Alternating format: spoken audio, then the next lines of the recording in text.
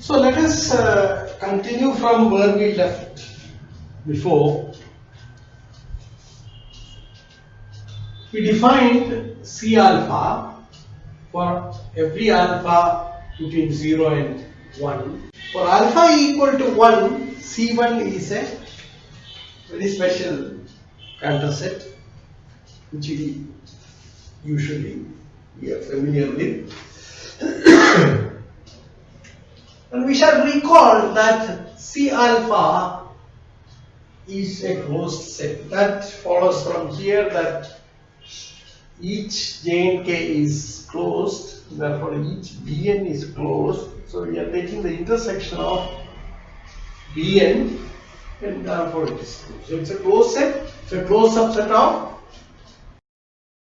compact interval 0, 1, therefore it's a compact set. Okay, so we have C alpha is a compact set. So I have given a sort of qualitative, a picture of the Cantor set, how it is coming out. Boundary of Jij's become automatically members of that. Okay, or the boundary points of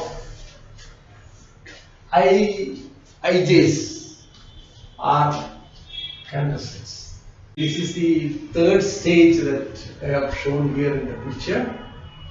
And then you can further continue with this, so you get a distribution of points with some gaps in between. Okay? And the fascinating thing is that the length of or the content of the leftover portion, that is this one. If you want, you can use this. The length or content or measure 1 minus 1. So this is positive when alpha is less than 1. Otherwise it is 0. So C1, but C alpha is not a null set for any alpha other than alpha equal to 1. That is the situation that you have. Now we further explore the topology of this. Now we show that C alpha is an over-dense set. What do we mean by over-dense? Now suppose X is a metric space and A is a subset of that. And you say A is over-dense if A closure its interior is empty. Okay. So here what you are taking is the closure of A and then taking the interior of that, this is empty. Now let us take some examples to get a feeling for what is on. If you take R and consider N, so N is a subset of R with the usual metric, the distance function, you can show that this is over-dense. Why? Because if you take enclosure is N itself. So if you take the interior of that, its interior is the empty set. It's clear. Okay? Whereas if you take Q,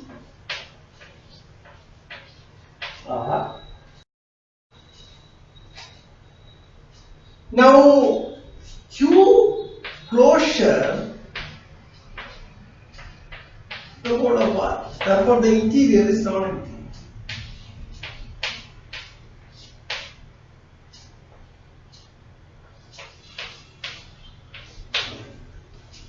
A more vivid example, you take R2 with the usual metric. There is a usual distance function that you have. Now You take, say, the x-axis. Take the x-axis and call that r. So let y be x-axis. Now you see that y is already closed. Okay? And what you have is that y closure is y, therefore y is closed. Now if you take the interior of it, closure interior is empty. That is clear. Why it is so, it's better to be clear about it. See, you are talking the closure of this and okay, the interior of this in the context of R2. So if you take any point, okay, you are talking about the neighborhood that you talk about, because what you want to say is that if you take a point in y closure, which is y itself, there should be a whole neighborhood of that lying in this. Now what do you mean by neighborhood here? The neighborhood, what you call the neighborhood here is the open ball centered around x, which has points in R2 which are not in y. Okay? Because you have points here also. So it is not contained in y. So for that matter, you take any point on this y and take its neighborhood, then it is not contained in y. So no point is an interior point. Okay? Therefore, y closure interior is empty. I hope it is clear to you. More generally, X a non-linear space, something like Rn or something like that, with a norm, with a metric, therefore, and you take a y, a hyper plane.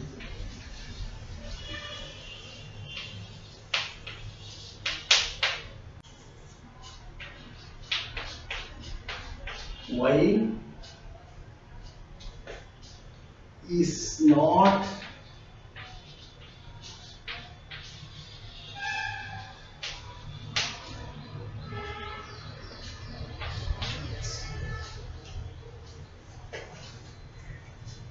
okay. Then this set is, I just remove this.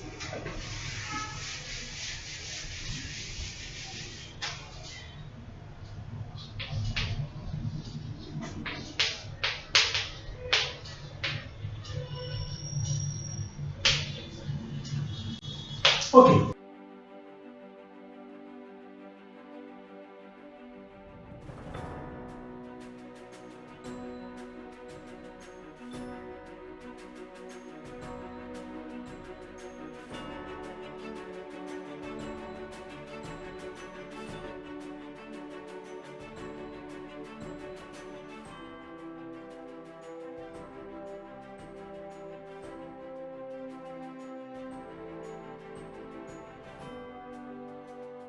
Let us now return to our problem. Our problem is we want to look at the structure of C alpha. So we claim that it is novel dense. Now you see, C alpha is a subset of 0, 1. So we are working with the metric that you have on 0, 1, which is the usual distance function that you are doing. And C alpha closure is itself. Now we want to show that C alpha closure interior is empty set. C alpha closure is already C alpha. You show that no point in C alpha has a neighborhood lying in C alpha. Okay, so we show that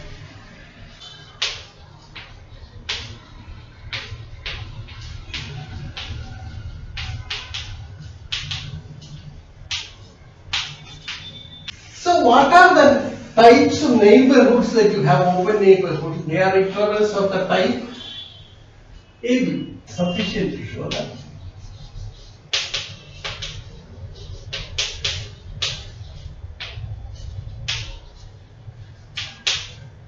There exists no open interval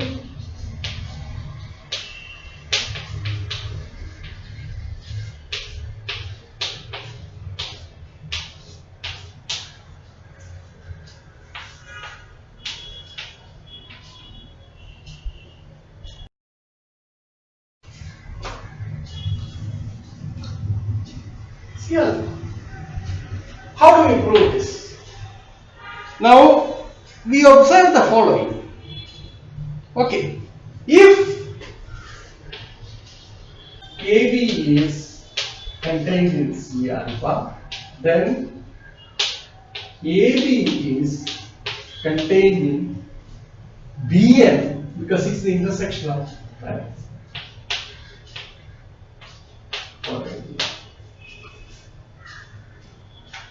Okay, what does it mean? Now what about Bn? Bn is defined as this one. So union of J, K running from 1 to 2 in J, N, K. Therefore this implies N and some K 1 less than or equal to K less than or equal to 2 to the power N. AB is contained in. Therefore, what is that you can conclude? If so, then you have B minus A for every N, B minus A, that is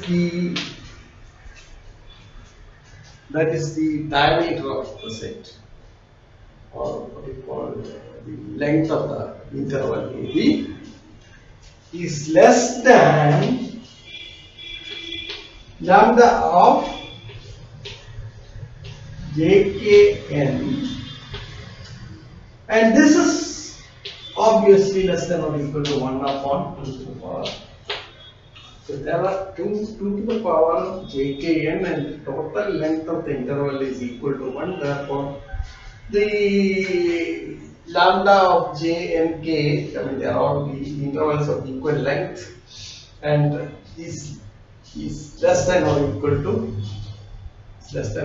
1 by 2 to the power n. This is true for every n. See, this is true for every n means that B minus A can be made as small as we please. Okay, by choosing n sufficiently large. Since this is true, that should be the case, and this will happen only if B equal to A. That means B minus A equal to 0. What does it mean? That means the open interval that you have is A. This. So that's the proof. Okay. So that completes the proof of that. Okay. That's an insight into the structure of C alpha. Now we look into another aspect of the C alpha. We show that C alpha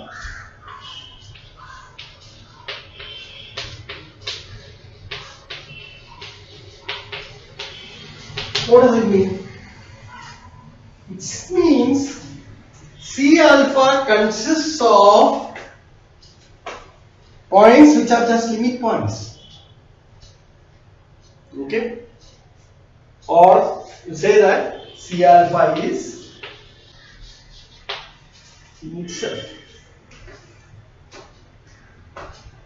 Okay, that means every sequence in that will converge to itself. So let us see how we prove this. The limit of all Cauchy sequences will be an element in itself. Okay, so this is what you mean by a perfect set. If you look at the set of rationals, is it a perfect set? It is not, because if you take the closure of that, it's the whole of the interval 0, 1. So we are talking about rational points in the interval 0. Okay? You can construct similar examples and make an analysis of it. So I leave that part to you, but we will see what happens in the case of C alpha. In the case of C alpha, now you see that the points are concentrated in these places.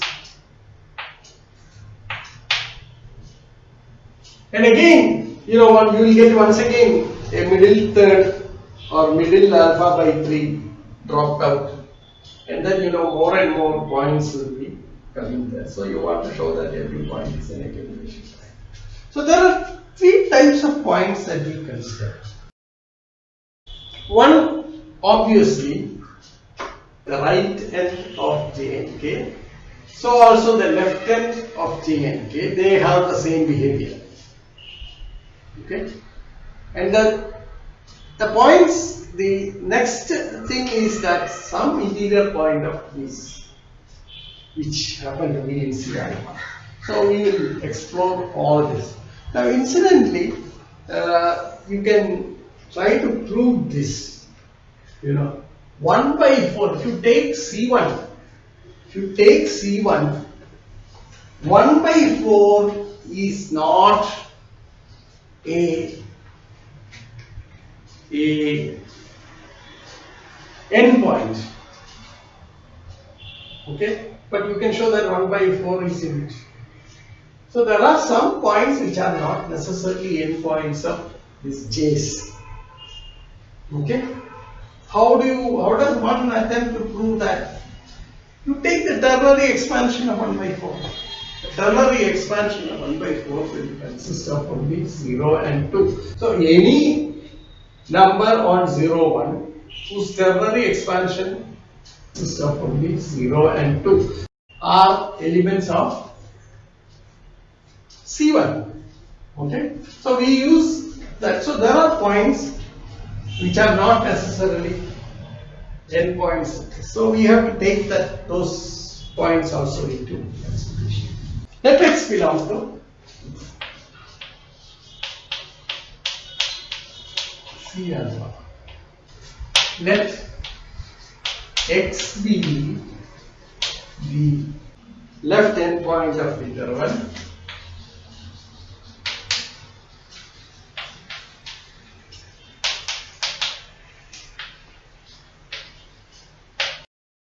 I and b for some n greater than or equal to 1 and 1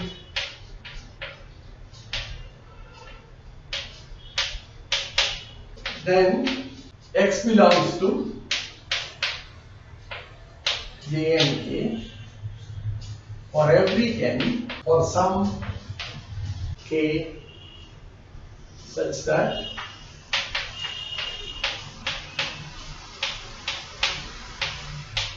and x is always a right endpoint of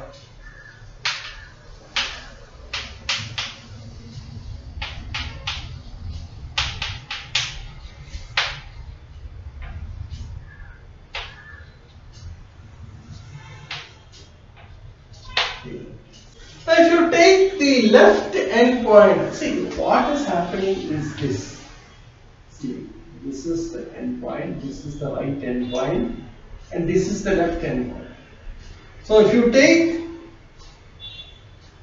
if xn designates the left endpoint of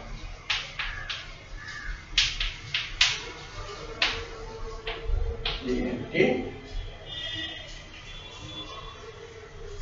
Then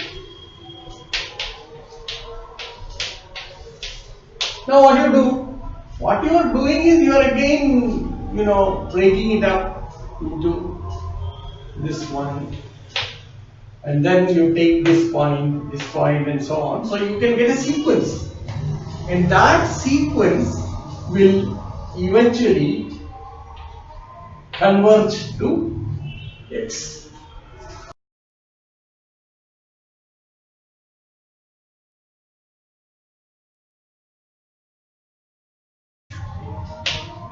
And you keep getting this, these points, and then a sequence of points. Okay. Then what you do is you start constructing your Xn from the other side. Okay. So that's about it. So that goes similar to that. Now we have to consider the third possible case, namely sum K. Then clearly the sequence of endpoints will converge to. This is clear because you know that the J and K, we have already had an estimate that the length of J and K is bounded by 1 by 2 to the power n. Therefore, as n tends to infinity, J and K squeezes itself to a point. Okay? Right? And that point will be essentially your X. So you get a sequence that works. So that completes the properties of C alpha that we were trying to explore, and somewhere or other we may have to use these properties when we construct examples. Now this is just a prelude to constructing some beautiful examples regarding the limits of a sequence of functions and so on, and its relation with how it interacts with the integrals and so on. Okay, so we have here considered three different cases that X to be the left endpoint of the interval I and K, which in turn gives a right endpoint of J and K in C alpha, and then we show that Xn designates the left endpoints which converges to X. Just reverse the role of left and right here, then you get the next situation on each and some K, and then you see that there is a sequence that converges to this. Now the third scenario is that is an intermediate point of K. Now it's not totally devoid of such strange points. The third type of points may also come. For instance, you said that I have remarked that 1 by 4 is in fact something that does not fall into the category of the endpoints of J and K's that come. Okay, thank you very much. So that completes the lecture on Cantor.